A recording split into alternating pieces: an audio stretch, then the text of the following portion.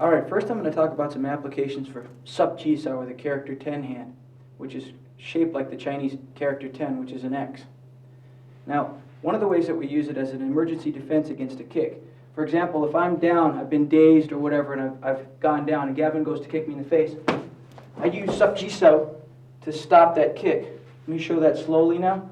From position, it would be here, cross, left over right, and then from there you might go into whatever other movement you want it to do.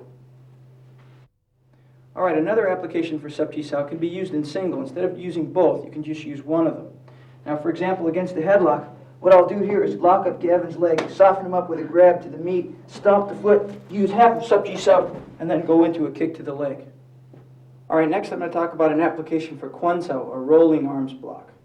Now, one of the ways that we use Quan Sao is half of the movement that we do in Siu Lim Tao. So in other words, instead of doing both at the same time, I might leave one down and roll with the other. That'll form what's called Ngoi Quan Sao, or outside rolling arms block.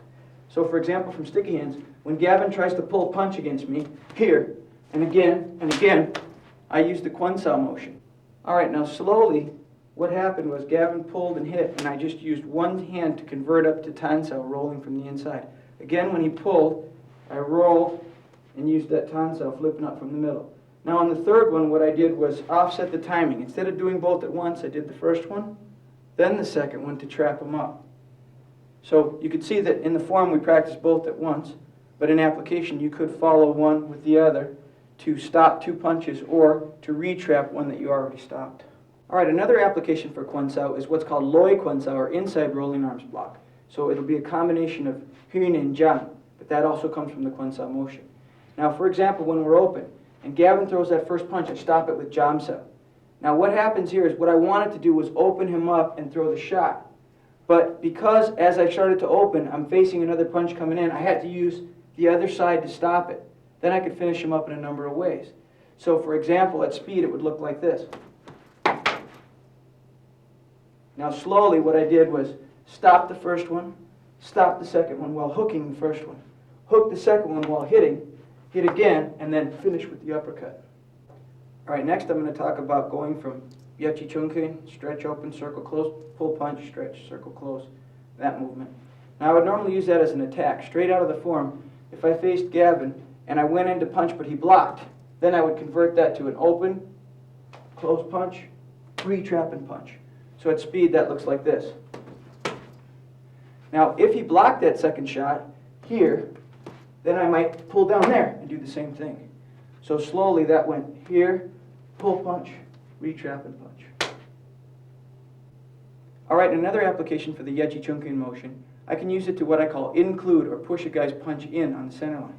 So for example, when we're open, when Gavin throws the jab, I can do what's called include, knock his arm inwards while hitting him. Then again, for the cross, it'd be the same thing, follow up with more punches. So at speed, that's going to look like this. Alright, next I'm going to talk about Tan Sao, or the palm up block. Now one of the ways I use Tan Sao is to block a punch. So when Gavin comes in close and throws the jab, I can use Tan Sao to stop the punch there. You can see that my wrist is bent. That makes it harder for him to slip out. If my hand was straight, he could slip right up and over. But by putting my hand bent like this when he pulls, it gives me a little warning and it tells me something's going to happen.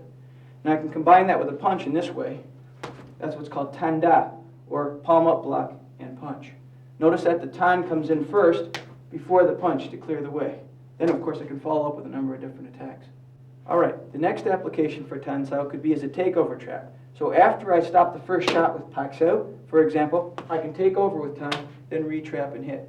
So what I did was I stopped the shot, took over the trapping duty while moving in with the punch, then I just re-trapped. So at speed it's going to look like this. Alright, another application for Tan Sao is as part of what's called Luk Sao, or rolling hands, and Chi Sao, sticky hands. Now you notice that my right hand right now is going down to Tan Sao and back up to Bong. Down to Tan and back up to Bong. I'll talk about Bong Sao and Fuk Sao, the other elements, as they come up in the form. But right now you can see that I have Tan, which is flat. I don't want my hand to be straight because if it is, I cannot feel Gavin's elbow position. If his elbow is out, I wouldn't know it. If it's in, I wouldn't know it. But by putting my hand bent in this way, I can tell if his hand comes out that I can go in. It tells me that the elbow's moving.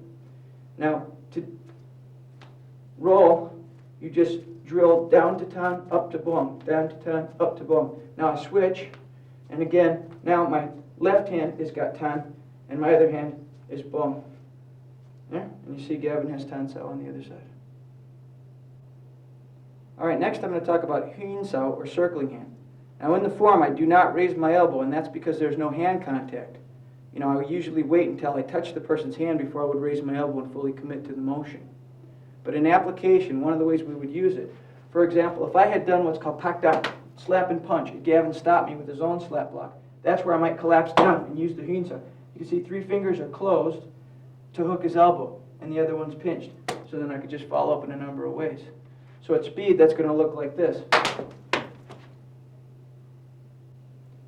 All right, now another way to use hin sao from sticky hands is to use it from the bong position, especially when the opponent is pushing real hard on the high fook sao. When he does, you can reach over, trap the elbow the same way that I did just now.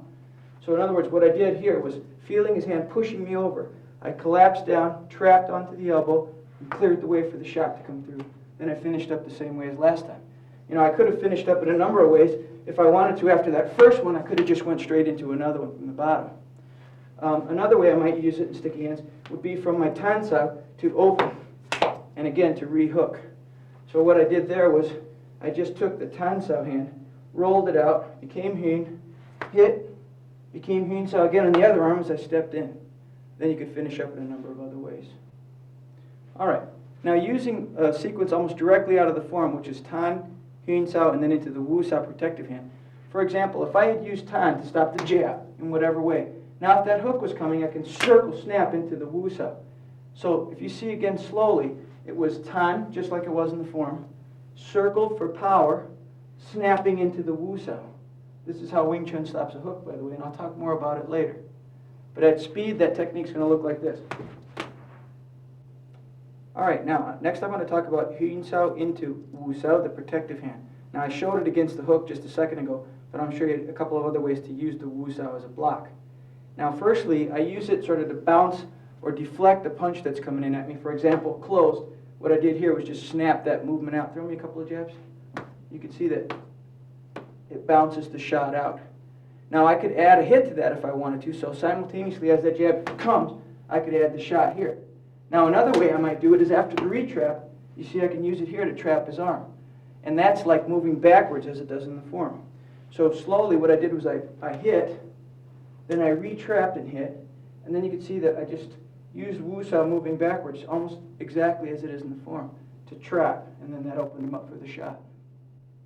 All right, another way to use that wu sao wrap, moving backwards, is from the inside. So for example, after the jab, if I leaked in underneath with the uppercut, I can use it here to trap the person's arm and go into a neck grab, or whatever else I want to do.